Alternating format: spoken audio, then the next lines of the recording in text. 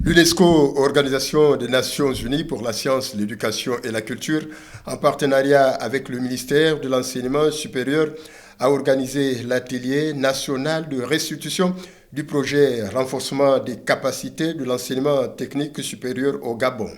Des assises qui s'inscrivent dans le cadre du projet intitulé Fonds en dépôt chinois, CFI 3 en abrégé, mis en œuvre dans 6 pays africains, dont le Gabon, entre 2021 et 2025.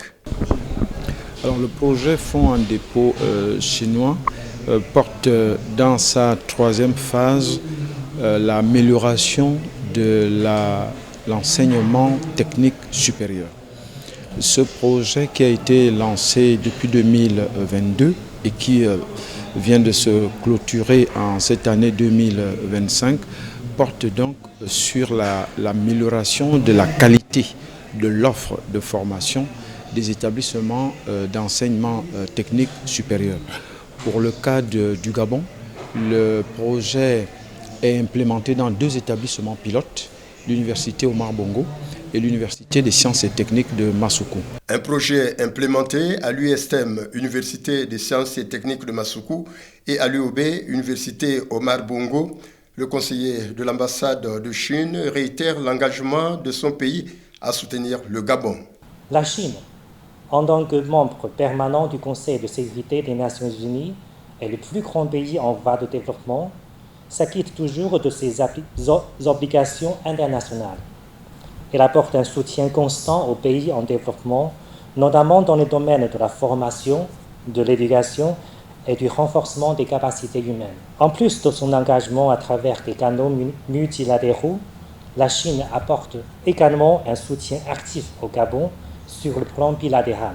Pour le ministre de l'Enseignement supérieur, ce projet arrive à point nommé dans un contexte de réforme. Ce projet incarne une ambition partagée, celle d'un enseignement supérieur de qualité, adapté aux besoins du marché et tourné résolument vers l'innovation.